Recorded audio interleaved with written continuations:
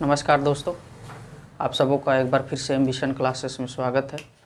मैं रंजीत कुमार आप सबों के बीच मेरा ये अगला वीडियो भारत में यूरोपियों का आगमन। बहुत सारे छात्रों को ये मांग था कि सर आधुनिक भारत से किसी पर वीडियो बनाया जाए, तो मैंने सबसे पहले सोचा कि क्यों ना जो है भारत में यूरोपियों का जो आगमन हुआ है उसी पर बना दिया जाए। तो जैसा कि आधुनिक भारत का जो इतिहास रहा है, तो इसमें देखा जाए तो जितने भी प्रकार के जो उच्च स्तरीय एग्ज़ाम होते हैं उन सारे एग्ज़ामों में सबसे ज़्यादा अगर सवाल पूछी जाती है तो आधुनिक भारत से पूछा जाता है। और उसी को लेकर के मेरा ये पहला वीडियो आप लोगों के बीच में बना रहा हूँ, और मैं चाहूँगा कि आप लोग इस वीडियो को अंत तक ज़रूर देखें। और मेरा आधुनिक भारत का जो जितने भी वीडियो आएंगे वो बहुत ही डीपली और हायर होंगे, क्योंकि इनसे बाहर कोई भी सवाल आने की संभावना नहीं रहेगी। जितने भी सवाल आएंगे उसको आप आसानी से डील कर सकेंगे। तो चलिए दोस्तों, मैं शुरू करता हूँ। भारत में यूरोपियों का आगमन। तो हम लोग देखते हैं क्या कि हमारा भारत जो है पहले से यानी सिंधु घाटी सभ्यता से लेकर के जो है यानी आधुनिक भारत के इतिहास तक जो है यूरोप के साथ व्यापारिक संबंध काफ़ी अच्छा रहा है। यानी लगातार यहाँ से हमारे देश का व्यापारिक संबंध होते रहे हैं, और यही वजह है कि यूरोपीय जो है कंपनियाँ भारत में स्थापित होती है, और धीरे धीरे जो है भारत में कुछ ऐसी कमियों के कारण जो है अपना प्रभुत्व स्थापित कर लेता है। तो हम लोग देखते हैं क्या कि हमारा देश ये भारत था और ये यूरोप था।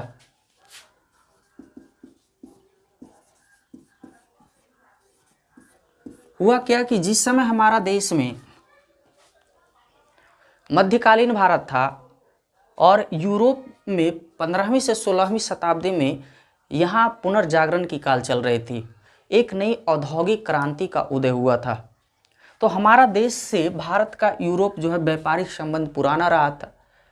हुआ क्या कि एक डेट आती है, एक समय आता है 1453 ईस्वी। 1453 ईस्वी के समय में क्या होता है कि अरबों के द्वारा एक कुस्तुनतुनिया नामक जगह पे क्या करते हैं, अधिकार कर लेते हैं। और अधिकार करने के बाद जो है जो हमारे पूर्व देशों के साथ जो व्यापारिक संबंध था, यूरोप देशों के साथ व्यापारिक संबंध था, वो व्यापारिक संबंध स्थल मार्गों से रुक जाता है। रुक जाने की स्थिति में ये होता है कि यूरोप में पुनर्जागरण की काल चलने के कारण उस देश में जो है औद्योगिक क्रांति होने के कारण अलग अलग क्षेत्रों में जो है व्यापार करने के लिए एक आदेश जारी होता है। यहाँ की सरकारें क्या करती है कि अपने व्यापार को बढ़ाने के लिए जब ये मार्ग रुक जाती है तो सोचता है कि क्यों ना जो है जल मार्ग को अपनाया जाए। और इसी के कारण जो है जल मार्ग अपनाने के लिए दो देश आगे आते हैं, एक स्पेन और दूसरा पुर्तगाल। स्पेन और पुर्तगाल दो देश जो है समुद्री मार्गों की खोज के लिए आगे आते हैं। और समुद्री मार्ग की खोज के लिए जब ये आगे आते हैं तो सबसे पहले हम देखते हैं कि स्पेन का एक नाविक होता है जिसका नाम होता है कोलंबस। कोलंबस जो है भारत की खोज के लिए निकलते हैं, और ये भारत की खोज के लिए निकलते हैं तो ये जो है रास्ता भटक करके ये यूरोप से इधर की ओर चले आते हैं। और यूरोप से इधर आने के क्रम में इधर का देश अगर हम देखते हैं, यूरोप के अगर हम पश्चिम में देखते हैं तो अमेरिका पड़ता है, और ये कोलंबस जो है अमेरिका चले जाते हैं। तो इस प्रकार से कोलंबस जो है अमेरिका का खोज कर देते हैं। कोलंबस तो पहला ये जो है यूरोप का नाविक होता है जो 1492 ईस्वी में भारत की खोज पर निकलते हैं। लेकिन ये पहुंच कहाँ जाते हैं, तो ये कोलंबस जो है उत्तरी अमेरिका यानी अमेरिका पहुंच जाते हैं। इस प्रकार से समय आगे बीतती है। उसके बाद जो है एक पुर्तगाली नाविक होता है जिसका नाम होता है Vasco D gamma. Vasco D gamma ये 1498 ईस्वी में भारत की खोज पर निकलते हैं और इस प्रकार से इनके द्वारा जो है भारत की खोज हो जाती है और यहाँ से व्यापारिक मार्ग जो है वो शुरू हो जाता है। तो यहाँ से फिर यूरोप और भारत के बीच जो है यूरोपीय लोगों का आगमन धीरे धीरे स्टार्ट हो जाता है। तो हम लोग इसके बारे में विस्तार से आगे चर्चा करेंगे। इसके पहले हम लोग जानेंगे कि भारत में जो यूरोपीय कंपनी है उसको किस प्रकार से भारत में आगमन होती है। तो सबसे पहले पुर्तगाल यानी पुर्तगाली कंपनी आते हैं, जिसमें 1498 ईस्वी में वास्को डी गामा जो है जल मार्ग से भारत की खोज करता है। उसके बाद जो है दूसरा डच आते हैं। डच जो है पोलैंड के निवासी होते हैं। डच आते हैं 1595 ईस्वी में। उसके बाद आते हैं अंग्रेज कंपनियां जो 1600 ईस्वी में। उसके बाद फ्रांसीसी यानी इसको फ्रेंच भी कह सकते हैं, ये 1664 ईस्वी में। तो इस प्रकार से हमारे देश में यूरोपीय कंपनियां भारत में आगमन होती है। मुख्य रूप से ये 4 कंपनी सबसे ज़्यादा जो है एग्ज़ामों में पूछा जाता है। हालांकि डेनिश स्वीडिश कंपनियां भी होती है, लेकिन उतने समय तक भारत में व्यापार नहीं कर पाते हैं, जिसके कारण उनके बारे में एग्ज़ाम में बहुत कम ही सवाल ना के बराबर रहता है। तो इस प्रकार से जो है पुर्तगाली कंपनियां भारत में समय समय पर आते रहते हैं। तो पुर्तगाली आते हैं 1498 में, डच आते हैं 1595 में, अंग्रेज आते हैं 1600 ईस्वी में और फ्रेंच जो है 1664 ईस्वी में। ये हम कंपनियों के आगमन की बात कर रहे हैं।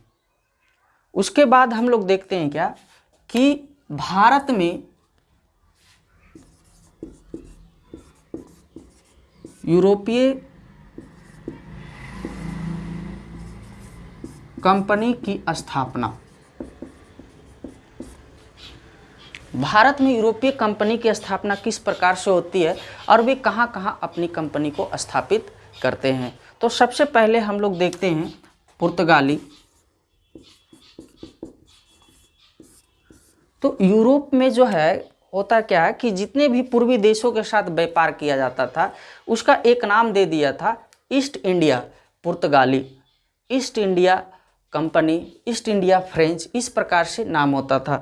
तो पहला जो कंपनी होता है पुर्तगाली, ईस्ट इंडिया पुर्तगाली कंपनी, इसकी कंपनी की स्थापना 1503 ईस्वी में भारत में करती है। और भारत में कहाँ करती है तो ये पहली कंपनी जो खोलती है, पहली कोठी इसका कोचीन में खुलता है।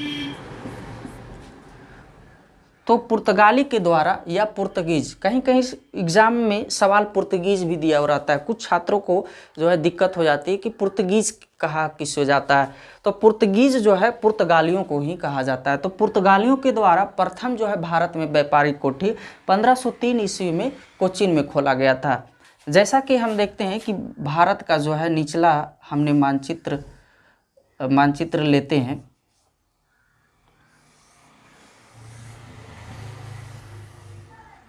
इस प्रकार से तो पहले जो भी लोग आए थे भारत, तो वो समुद्री मार्ग के द्वारा आए थे। तो डिफिनिट है कहीं ना कहीं वे लोग जो व्यापारिक कोठी स्थापित करेंगे वो समुद्र के ही किनारे करेंगे। तो पहला जो है पुर्तगाली आए थे तो वो कहाँ आए थे, तो पहला वास्को डी गामा भारत की खोज किए थे वो कोचीन आए थे, यानी कालीकट बंदरगाह, केरल के कालीकट बंदरगाह पे आए थे। तो इसकी पहली व्यापारिक कोठी जो खुली थी वो कोचीन में खुली थी। उसके बाद दूसरा कंपनी का जो है स्थापना होती है भारत में, वो अंग्रेज होते हैं। ईस्ट इंडिया कंपनी की स्थापना होती है भारत में अंग्रेज। वो जो है इसकी कंपनी भारत में 1613 ईस्वी में होता है और वो कंपनी कहाँ स्थापित होती है, सूरत में। वो जो कंपनी स्थापित होती है सूरत में होती है। तो सूरत में कंपनियों का स्थापना होता है, लेकिन कहीं कहीं ऐसा भी होता है कि कुछ सवालों में दे दिया जाता है कि सूरत में जो है बहुत पहले ही स्थापित हो गया था। कुछ जो है सवालों में आता है कि मसूलीपट्टनम में दिया था। तो जैसा कि हम जानते हैं कि अंग्रेज़ ईस्ट इंडिया कंपनी जो भारत आई थी, तो सबसे पहले इन्होंने जहांगीर के दरबार में आया था। तो जहांगीर के दरबार में आने पर 1608 ईस्वी में जहांगीर जो है इसे अनुमति दे देती है व्यापारिक कोठी लगाने की।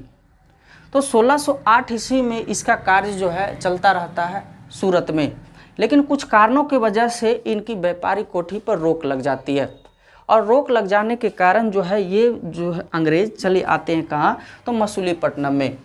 मसूलीपट्टनम में 1611 ईस्वी में ये कंपनी बनाना शुरू करती है।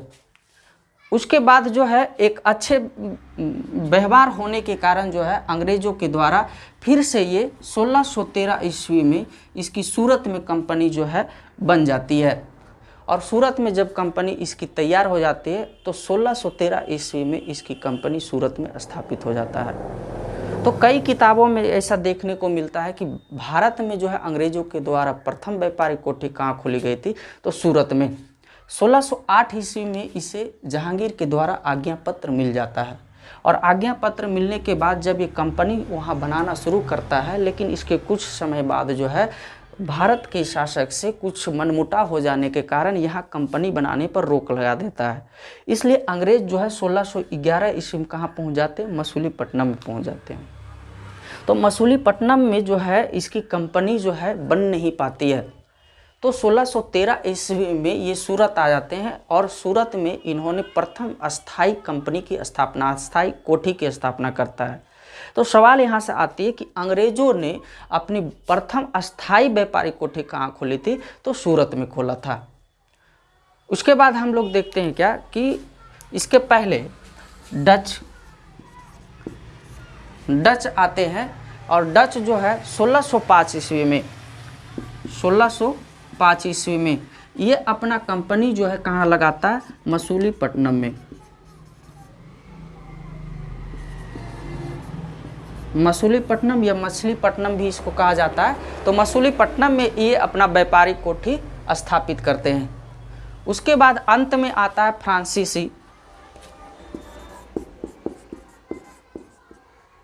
फ्रांसीसी आते हैं, और फ्रांसीसी जो है 1664 ईस्वी में ये अपनी कंपनी कहाँ लगाती है, सूरत में ही लगाती है। तो इस प्रकार से यूरोपीय कंपनियों का भारत में स्थापित किया जाता है। तो कंपनियों के आगमन में हम देखते हैं क्या कि कंपनियों के आगमन में यहाँ कहीं कहीं 1608 रहता है। इसलिए कंपनी के आगमन में अगर हम देखेंगे तो पहले पुर्तगाली, अंग्रेज़, डच और फ्रांसीसी, लेकिन जब आने के क्रम में देखते हैं तो पहले पुर्तगाली आते हैं, उसके बाद डच आता है, उसके बाद जो है अंग्रेज़ आते हैं, उसके बाद फ्रेंच आते हैं। तो ये दोनों का क्रम जो है ध्यान रखना है। कहीं कहीं ऐसे क्रम में पूछ जाते हैं कि कंपनी की स्थापना की बात आएगी तो कंपनी की स्थापना में पुर्तगाल के बाद अंग्रेज़ आते हैं, लेकिन आगमन भारत के आगमन में देखा जाए तो पुर्तगाली के बाद आते हैं डच। ये ध्यान रखने की बात है। अब आते हैं यहाँ हम समझने की प्रयास करेंगे कि यहाँ फैक्ट्री 3 जगह ध्यान रखना है। ये गुजरात का सूरत नामक जगह है, ये जो है केरल का कोचीन है, और ये जो है मसूलीपट्टनम आंध्र प्रदेश है। तो हमने पहले ही बताया कि जब ये समुद्री मार्ग के द्वारा जो है भारत की खोज पर आए थे तो इसका स्वाभाविक है कहीं ना कहीं ये अपना कंपनी को कहाँ लगाएगा, तो समुद्र के किनारे ही लगाएगा। तो इस प्रकार से 3 कंपनियां यानी ध्यान रखना है क्या क्या कि यहाँ इंग्लैंड और यानी अंग्रेज़ और फ्रांसीसी ये दोनों अपनी व्यापारिक कोठी सूरत में लगाती है। और ऐसे भी आगे हम आधुनिक भारत में पढ़ेंगे तो अंग्रेज़ और फ्रांस के जो लोग होते थे ये दोनों एक दूसरे के प्रतिद्वंदी होते थे। दोनों आपस में बहुत सारे भारत में लड़ाइयाँ भी लड़े और हारे भी और जीते भी। तो इस प्रकार से दोनों का यानी पुर्तगाल यानी अंग्रेज़ और फ्रांसीसी ये दोनों जो है अपनी व्यापारिक कोठी कहाँ लगाते हैं, तो सूरत में लगाते हैं। एक 1608 ईस्वी में व्यापारिक कोठी लगती है, लेकिन अब अस्थाई अगर कहेगा तो 1613 ईस्वी में, और दूसरा जो है 1664 ईस्वी में फ्रांसीसी लगाते हैं, दोनों सूरत में। पुर्तगाली जानते हैं कि ये केरल के कालीकट बंदरगाह पर पहुंचा था, तो यानी केरल में ये लगाएगा, कोचीन में। और जो है डच जो आए थे तो डच पहले भारत नहीं बल्कि ये जो है इंडोनेशिया की तरफ गए थे। और इंडोनेशिया से होकर के इधर आए तो स्वाभाविक है कि इंडोनेशिया हमारा इस क्षेत्र में पड़ता है, तो इधर से जब इधर आएगा तो ये इधर का क्षेत्र में ही अपना व्यापारिक कंपनी लगाएगा। तो इसने जो अपना व्यापारिक कोठी जो है मछलीपट्टनम में खोला। तो इस प्रकार से ध्यान रखना है कि पुर्तगाली जो है कोचीन में, अंग्रेज सूरत में, डच जो है मछलीपट्टनम में और फ्रांसीसी सूरत में लगाया था। तो इस प्रकार से हम देखते हैं कि भारत में यूरोपीय कंपनी की स्थापना आगमन से लेकर के स्थापना तक। तो हम लोग अब सबसे पहले पढ़ेंगे पुर्तगाली के बारे में, पुर्तगीज के बारे में। तो पुर्तगीज के बारे में हम लोग देखने का प्रयास करेंगे।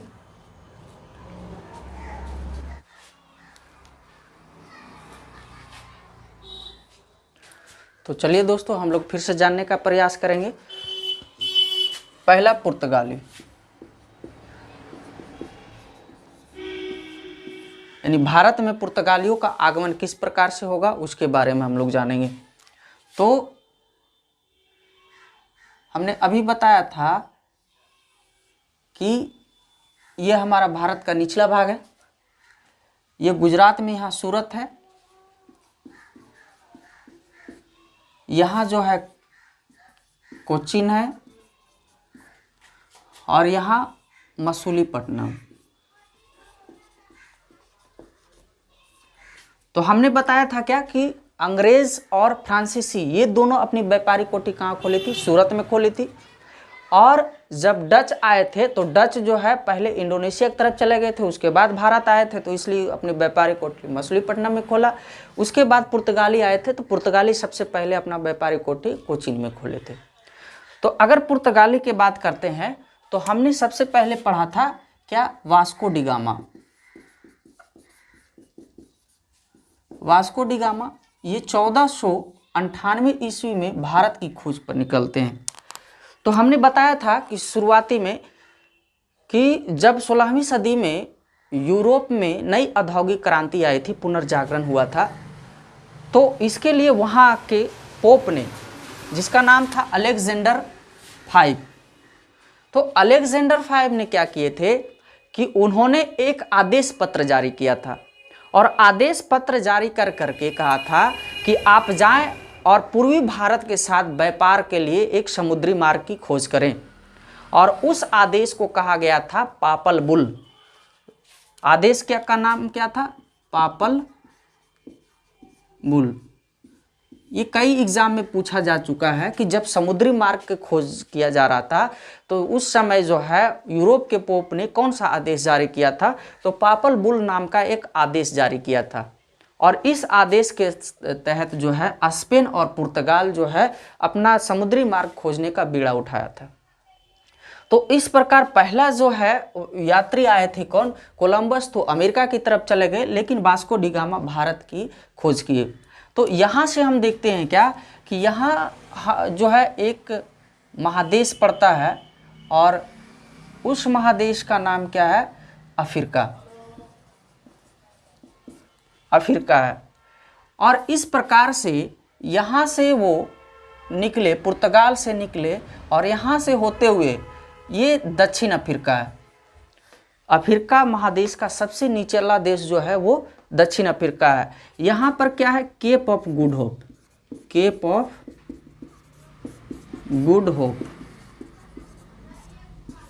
केप ऑफ गुड होप पर जब ये पहुँचते हैं तो यहाँ एक गुजरात का व्यापारी मिलता है। केप ऑफ गुड होप के पास जो है एक गुजरात का व्यापारी मिलता है जिसका नाम होता है अब्दुल मजीद। अब्दुल मजीद नामक व्यापारी, अब्दुल मजीद नामक व्यापारी जो है वास्को डी गामा को उसकी राह बतलाता है और राह बतला करके ये लेके चल जाता है वास्को डी गामा को कहाँ? केरल के कालीकट बंदरगाह। वास्को डी गामा जो है पुर्तगाल से निकलते हैं और दक्षिण अफ्रीका के नीचे केप ऑफ गुड होप होते, यानी इसको कहा जाता है आशा अंतरिप। आशा अंतरिप होते हुए कहाँ पहुँचते हैं? ये कालीकट बंदरगाह, भारत के कालीकट बंदरगाह पहुँचते हैं। और यहाँ पहुँचने के बाद जो है यहाँ एक हिंदू शासक होता है जिसका नाम क्या होता है? जमोरिन।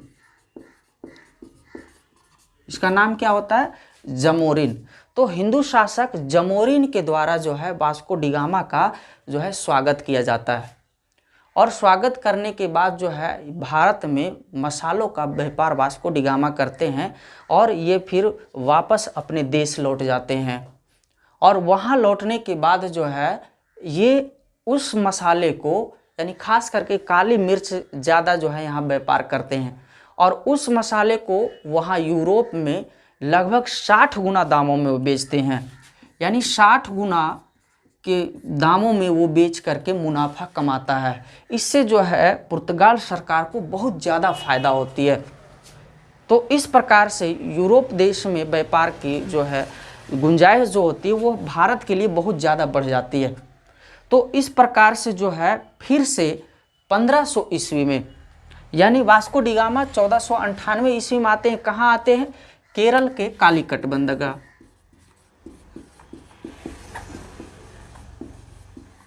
कालीकट बंदरगाह यहाँ स्वागत होता है किनके द्वारा?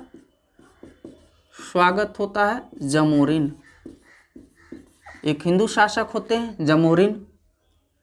अब्दुल मजीद गुजरात का व्यापारी होता है, गुजरात।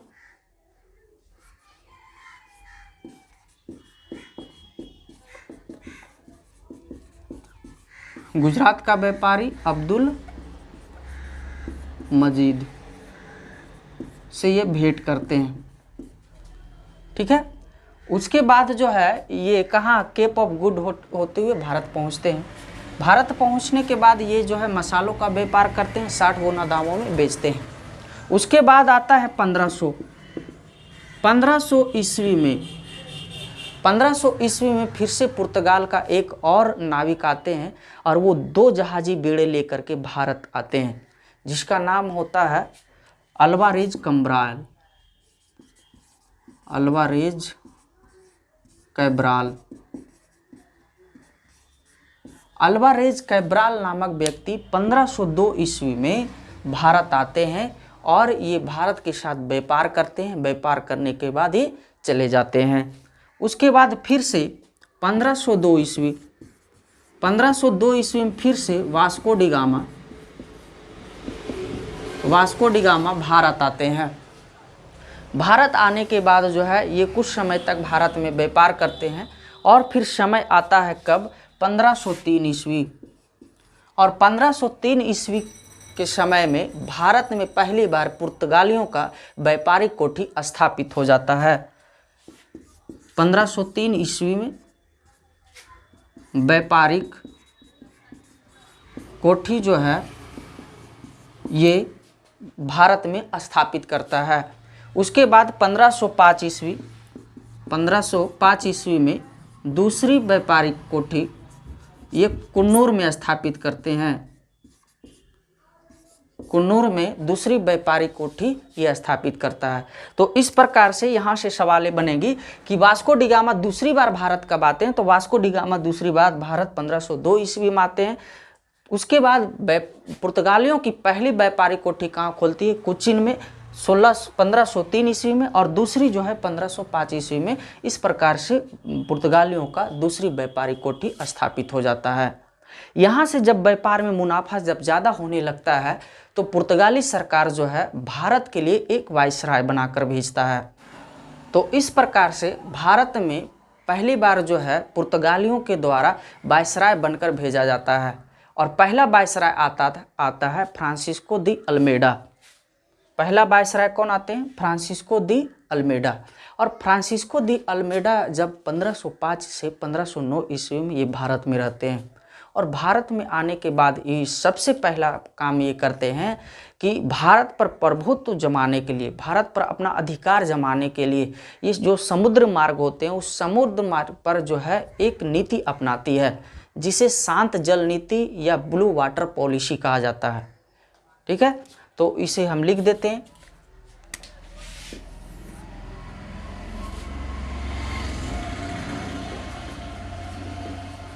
पुर्तगाली वाइसराय पहला कौन होते हैं? Francisco de Almeida. Francisco de Almeida, ये 1505 से लेके 1509 तक जो है भारत में रहते हैं।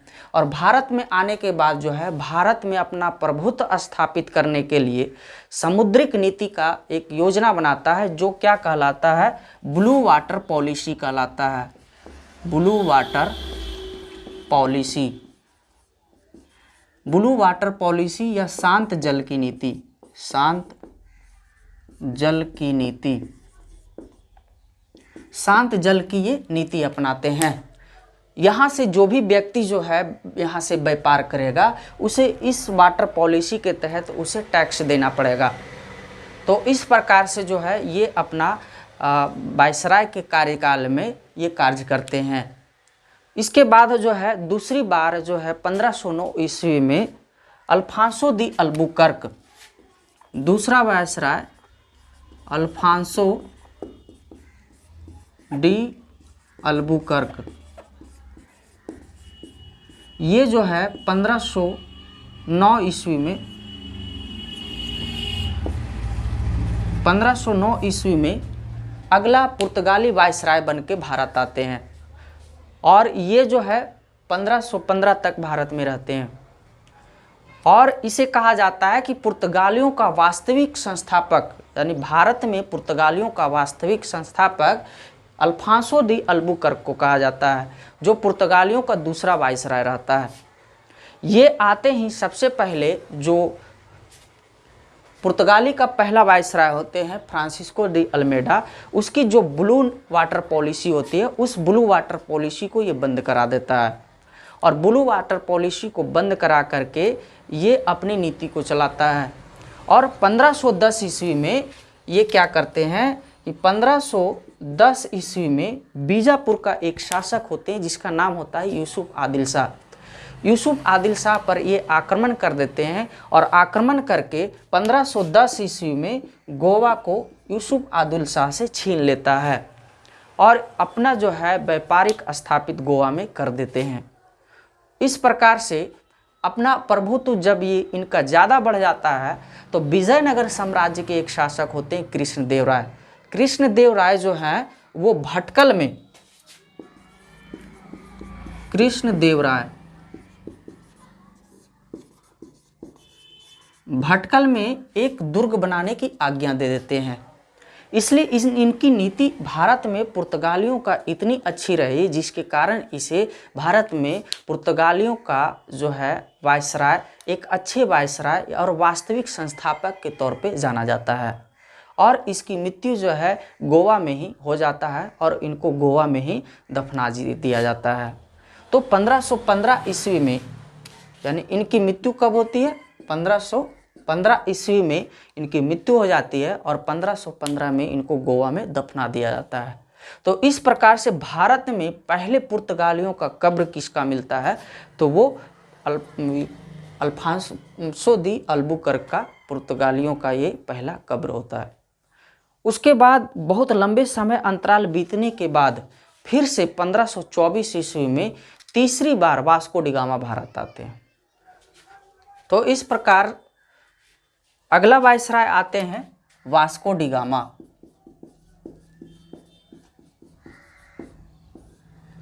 वास्को डी गामा तीसरी बार भारत आते हैं। ये तीसरी बार जब आते हैं तो ये भारत में पुर्तगालियों का वायसराय के तौर पे आता है और पहले जो आए थे वो व्यापारी के तौर पे आए थे। तो ये 1924 ईस्वी में भारत का वायसराय बनकर आते हैं और मात्र जो है 2 सालों तक यहाँ रहते हैं, यानी 3 सालों तक, और ये 27 में इनकी मृत्यु हो जाती है। ये ज़्यादा कुछ जो है भारत में पुर्तगालियों के लिए नहीं कर पाते हैं। उसके बाद अगला पुर्तगालियों का वायसराय आता है Nuno da Cunha. Nuno da Cunha ये भारत में चौथा पुर्तगालियों का वायसराय बनकर के आता है। ये 1529 से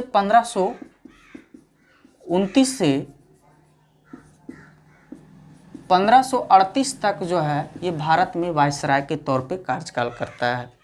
यानी इनको भारत में पुर्तगालियों का स्थापित करने का बहुत बड़ा योगदान होता है, इसलिए इन्हें दूसरा जो है पुर्तगाली संस्थापक कहा जाता है भारत में। तो नीना डी कुन्हा ने इन्होंने सबसे पहले क्या किया कि इन्होंने अपनी राजधानी को कोचीन से गोवा में स्थापित किया। यानी नीना डी कुन्हा ने अपनी राजधानी को क्या किया, जो पहले कोचीन थी वो कोचीन से कहाँ लेके आया, गोवा को लेके आया। और इन्होंने पुर्तगालियों को विकसित करने के लिए इन्होंने बहुत सारे नगर और बस्तियां बसाए। तो इन्होंने सबसे पहले जो है सेंट टोमे, पहला बस्ती जो था वो सेंट टोमे बस्ती, ये तमिलनाडु में ये पहला जो है बस्ती इनका था। और इन्होंने पहले पुर्तगाली बस्ती सेंट टोमे तमिलनाडु में बसाया। उसके बाद दूसरी बस्ती हुगली तो जानते हैं आप लोग कहाँ पड़ता है, पश्चिम बंगाल। ये दूसरी बस्ती जो है पश्चिम बंगाल में बसाते हैं। और तीसरा बस्ती ये दीव को बसाते हैं, और दीव जो है गुजरात के काठियावाड़ जिला में है, ये गुजरात में। ये 3 बस्तियां पुर्तगालियों की बस्ती होती है, जो कौन बसाते हैं, नीना डी कुन्हा बसाते हैं। और इस प्रकार से ये धीरे धीरे जो है अपना विस्तार पुर्तगालियों का करते हैं। और इन्होंने हिंद महासागर में जितने भी होने वाले व्यापारिक कार्य थे, जितने भी होने वाले व्यापारिक थे, वो एक नीति बनाते हैं जिसे कार्टेज पद्धति कहा जाता है। कार्टेज पद्धति। तो हिंद महासागर में होने वाले जितने भी व्यापार था, वहाँ एक कार्टेज पद्धति लागू करता है। एक प्रकार का ये लाइसेंस होता है जो सभी लोगों को लेना पड़ता था। जो भी हिंद महासागर से होकर के व्यापार करता था, उसे एक कार्टेज पद्धति का लाइसेंस लेना पड़ता था।